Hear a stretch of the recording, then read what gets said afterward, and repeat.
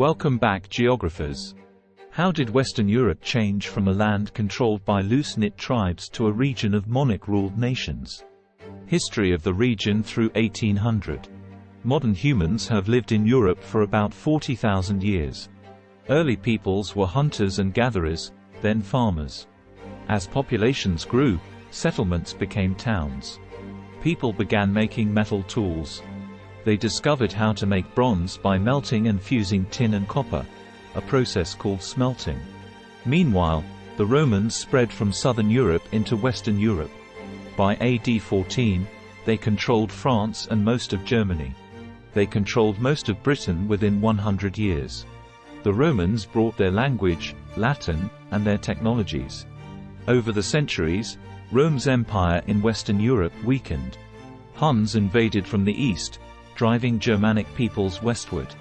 Rome could no longer protect its lands in Western Europe. Germanic tribes settled there and created kingdoms.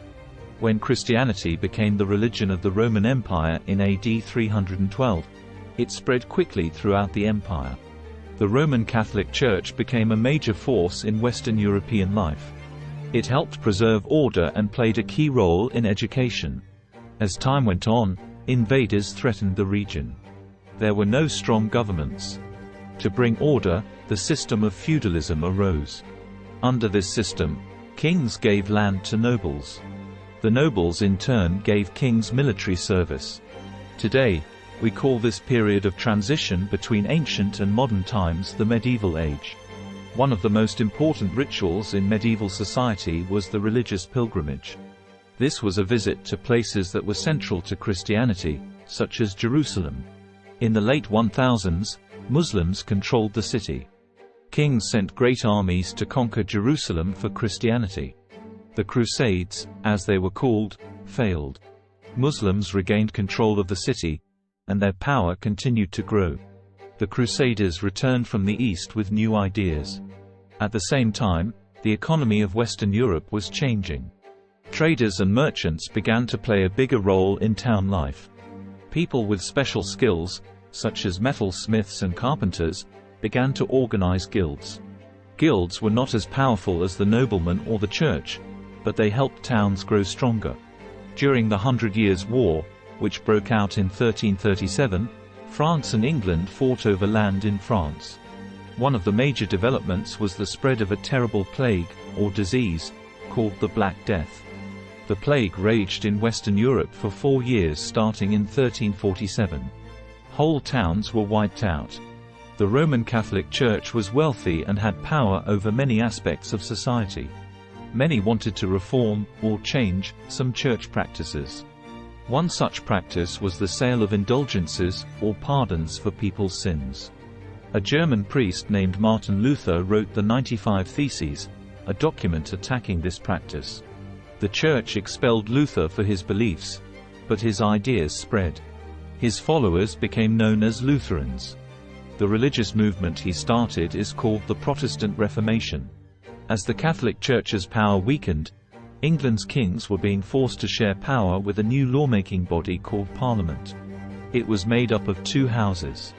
The House of Lords represented the nobles, and the House of Commons represented common citizens, usually guild members and business owners. In the 1600s and 1700s, a wave of discovery and scientific observation swept over Europe. People began to use reason to observe and describe the world around them. They began to question the authority of kings and the church. This period is called the Enlightenment. During this time, explorers were traveling and mapping the world.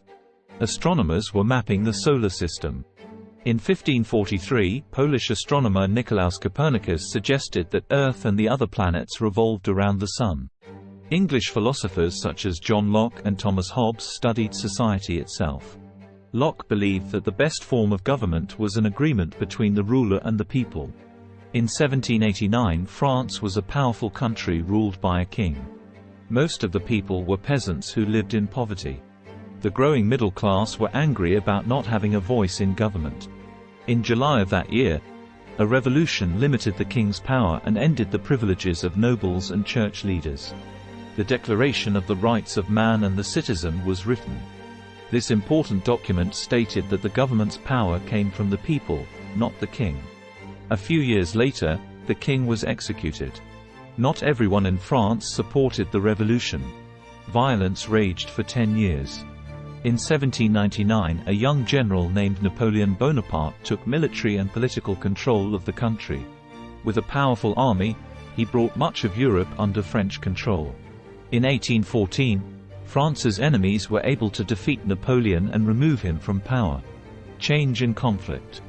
During the 1800s, some Western European nations industrialized. This means they changed from an agricultural society to one based on industry. Cities grew as people moved from the countryside to work in factories. At the same time, some Europeans began to feel strong loyalty to their country. A new, national spirit was rising. A big change took place in Britain between 1760 and 1830. People began to use steam-powered machines for work that had been done by humans or animals. Machines could do the same work at greater speed for lower cost. Machines of the Industrial Revolution also improved farm labor so that fewer people were needed to work the land. People began to leave farms and villages for industrial cities. As nations industrialized, loyalties changed. Former enemies Great Britain and France became closer as Germany gained military strength. As the possibility of war increased, countries formed alliances. European nations became rivals for colonies and economic power. These rivalries helped lead to World War I. Political changes also contributed as modern nation-states replaced monarchies and empires. World War I began in 1914 and involved all of Europe.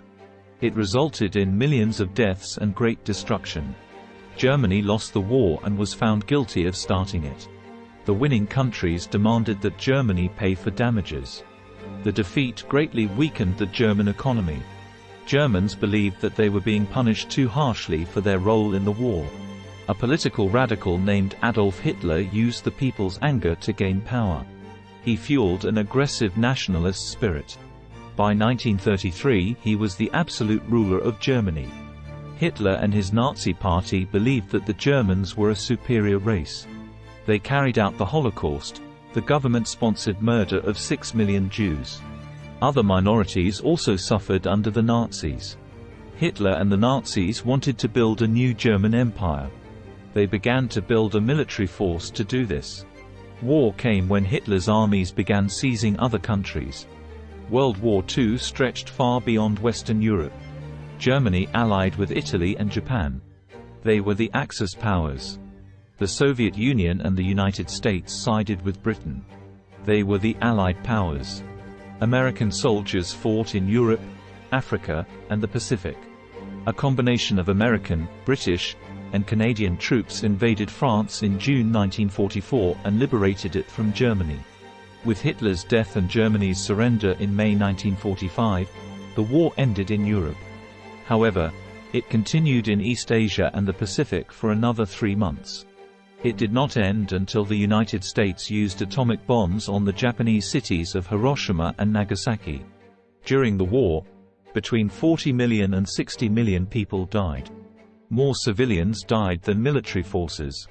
Before the war, Britain, France, and Germany were among the most powerful countries in the world. They and other European nations were weakened by the war. After the war, the United States and the Soviet Union emerged as the leading world powers. The United States was a strong ally to nations in Western Europe. The Soviet Union took control of most of Eastern Europe. Germany was split, with Britain, the United States, and France occupying the western part. The Soviet Union controlled Eastern Germany. This was the beginning of the Cold War. For over 40 years, the United States and the Soviet Union were in conflict. War never broke out, but the threat of war always existed. Both sides stockpiled nuclear weapons. In the 1980s, Soviet influence began to weaken. Protest movements spread to European countries under Soviet control. The Cold War ended when the government of the Soviet Union collapsed in 1991.